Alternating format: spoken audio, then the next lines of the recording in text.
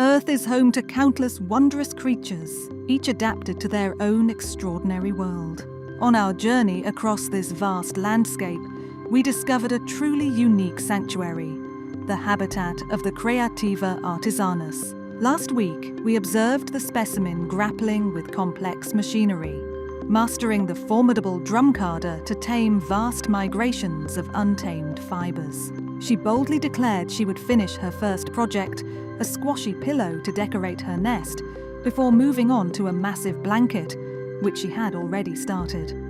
A classic camouflage move of the specimen, designed to create the illusion of fewer whips. We departed as she basked in the quiet triumph dance of completing the back panel of her upcoming design. So, grab your warm brews, quiet your footsteps, and let us observe this week's unfoldings. We start the week peacefully, as always, observing her usual morning exercise drills in her favourite spot. But what is happening? A sudden flicker. I believe it is the quantum leap of dimensions that transported the Creativa straight into the box on the wall.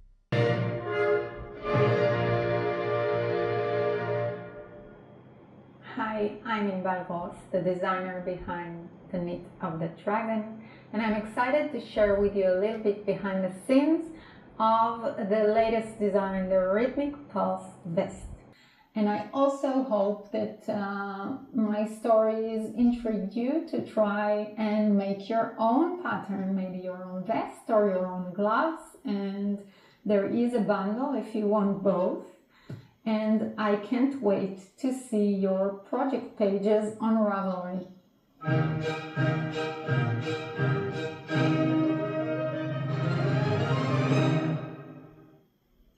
So welcome back. A few minutes passed and the Creativa returned to us, unharmed. But look closely at her face. It seems she retained the memory of the event. What goes through her mind? We can only guess. A public appearance after years of solitary confinement must have a profound effect on her soul. Perhaps she imagines the huge recognition she's about to receive. And now what? Who can that be? Is it the paparazzi?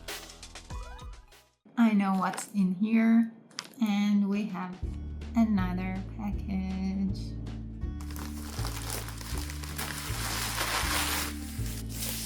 So this is the yarn that I ordered for the blanket. It's the same type, the same brand, and I figured if this has the gauge, then this will also have the gauge. And I wanted something more warm and to add some color. This was the first piece, this was the second piece, and we had the black and white that I didn't like. So now the white is supposed to go with this. What do you think? Is this going to work, or is it going to be another fail?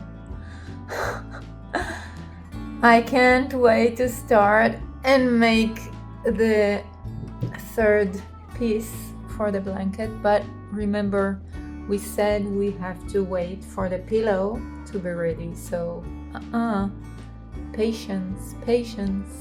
As night falls over the sanctuary, discipline becomes weaker.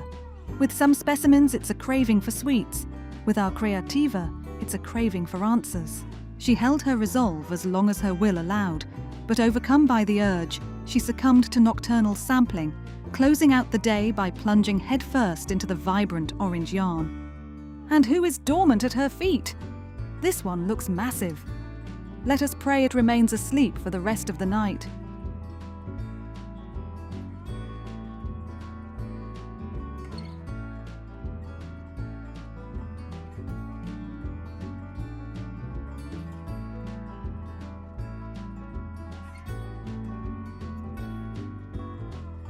I started working with my two lighter yarns. That's the new orange, and I had to try it out. I just couldn't wait. And this is the result, the beginning of a new part of the blanket. These two, of course, work well. There's enough contrast, so that's fine. But in the blanket, these are going to be the outer part, and this is supposed to be in the center. So let's take a look at some projects on Ravelry. Here is someone that has no difference, so all of the blanket is in the same value contrast. There is no border and center part. And here is an example of two projects that really have a difference between the center and the outer part. And to me, that might be too much. And I'm scared that in my case, that's what I'm going to get. I think I would like to have, this is an example, I've seen this, of people who do corners and a diagonal line. So that's also a nice way to play with the colors. Here we can also see this is the pattern. This is the actual pattern. I think here we have a little bit of contrast, not too much of a contrast. Just this is what I would like to have, just a little bit of difference to play with the eye, so the eye can see like some sort of structure, versus this one that we can really see high contrast. I don't want that high contrast between the parts. I think that I just wish this orange to be a little bit more brownish and less vibrant. First, I'm going to take my box full of fibers and try to select colors that would match browns and oranges. This is a great base. That's a perfect shade. I have this earth brown, I think, cordial in the color cookie. I have this more greenish neutral, high vibrant orange, dusty pink. I also have this rust color. I think this is orchid. So these three can work very well for the base. Okay, here are all of our colors. I'm aiming for something like this, more brown and more muted and darker.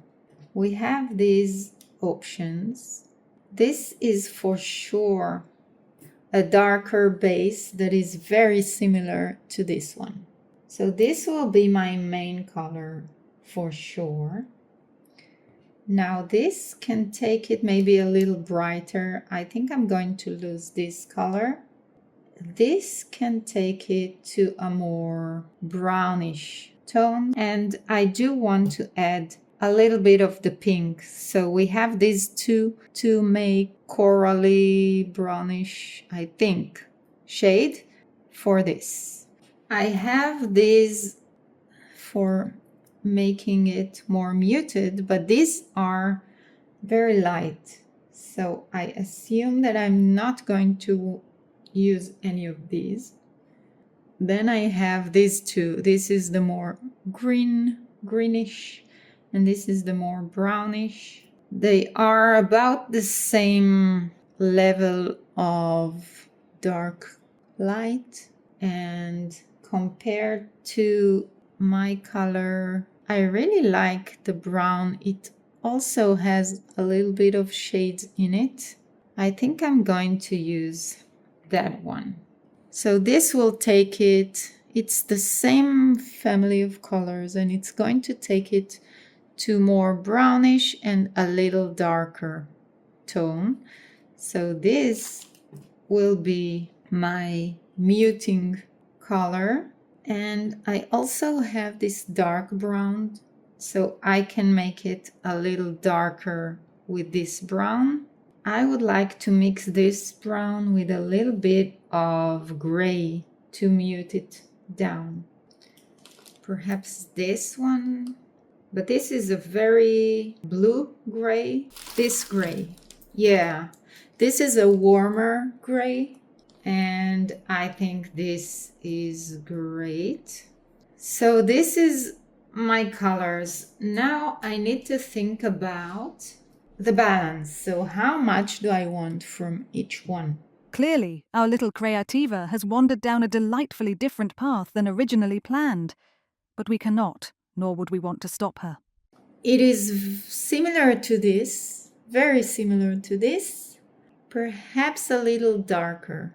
And now let's compare it to our purple and blue. That's a good color, maybe a little bit darker and muted. So let's see, or maybe a little bit more brown. Should I leave one sample just clean colors?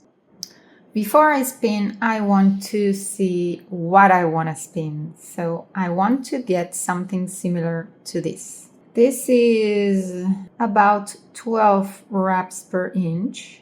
First of all, I want to multiply it by 2.15.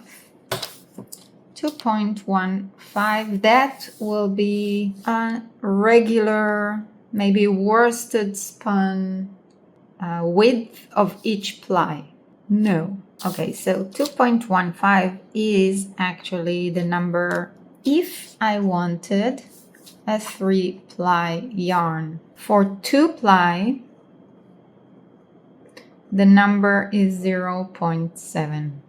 I'm thinking maybe... Okay, let's try a third time. So this is for a 3-ply, 2.15. 0.7 is what Gemini gave me, and then it didn't make any sense because the single should be thinner than the final yarn, and thinner means a higher number. I asked again and Gemini said, oh, you are correct. Apparently 1.4 is the number for 2-ply. So if I take my 12 wraps per inch, which is the final width that I want to have, I need to multiply it by 1.4. That's about 17 wraps per inch. And let's look at our ruler. 17. So we have 16, we have 18. That's about the number. Now, because my yarn tends to bloom, I need to multiply this by 1.35 because I want a larger number. I want to make it even thinner and take into consideration the bloom. The bloom of the yarn is going to make it fluffier and thicker. This means about 30% more. So we are at about 23 wraps per inch, maybe 22 wraps per inch, something like that. The yarn that I'm going to aim for, and this is here on my ruler. I can also check, let's see if I can take 1 ply of my yarn. That's the commercial yarn. And let's check 1 ply here, because that's also a fluffy, kind of a fluffy yarn. And you can see that it's pretty much close to 22. Somewhere between 20 and 22, that's what we want to aim for. I want to aim for something that looks like this at the end. Let's try to get something like this. Here we have the 3 samples. So this was the pure color. This is the one with the light brown.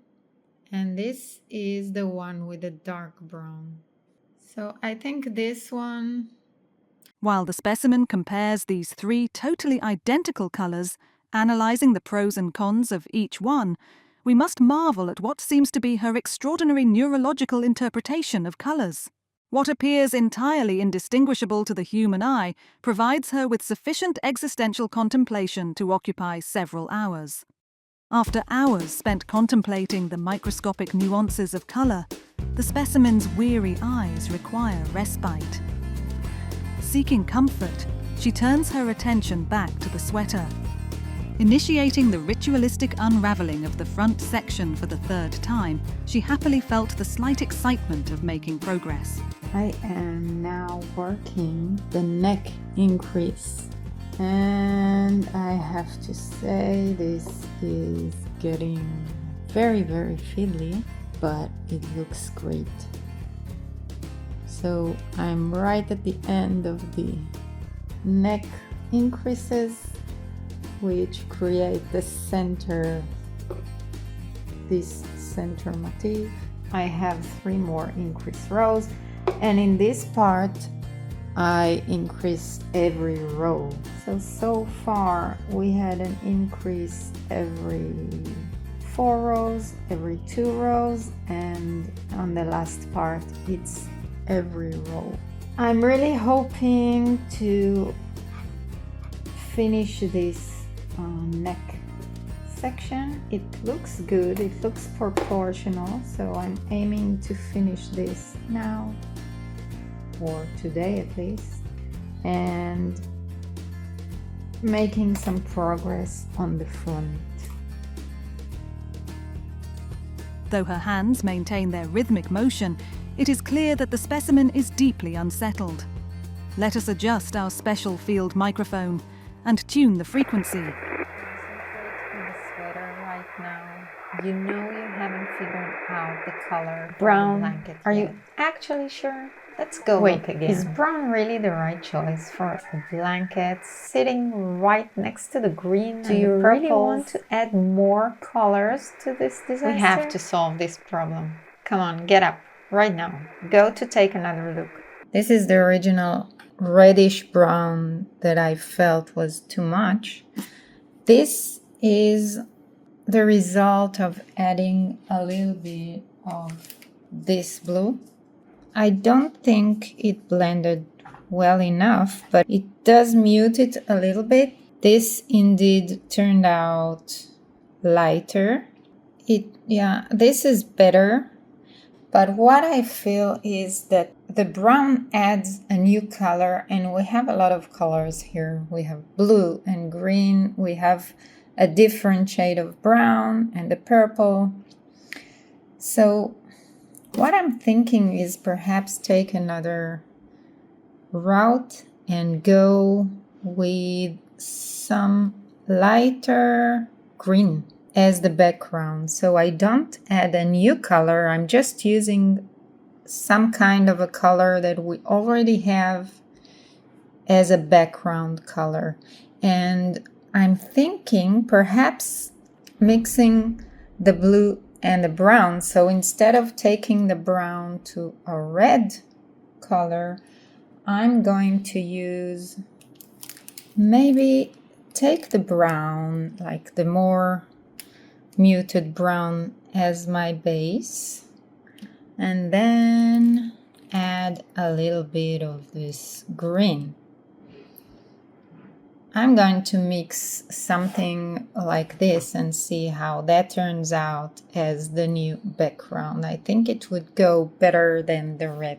A new colour route. Will this epic saga ever end? Although one must admire her total lack of sentimental attachment, this specimen is discarding hours of careful sampling with the carefree indifference of a butterfly. Is it resilience or is it sheer madness? And this is exactly the value of these colors. So now the inner part of these pieces become the outer part of the lighter pieces. So I need to swatch and see if I have enough contrast, but to me it looks like a very good choice. So I feel that this will be so much better. Her hope of finally being on the right path rises once more.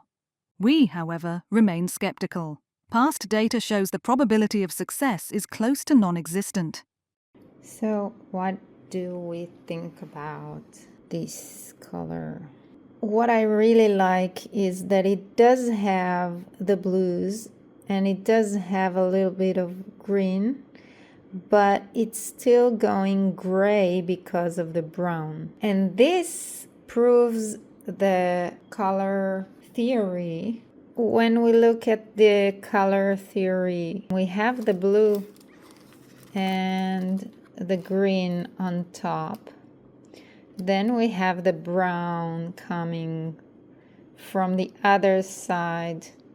I think this is, yeah, the brown coming from the other side of the triangle. So that's the complementary color. We mix them together, and looking at what we do have some kind of a grayish color.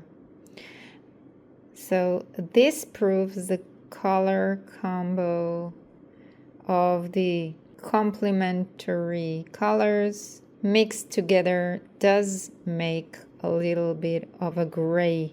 I think I'm going to go over to the website and see if we have something similar in this yarn and replace my yarn to something like that.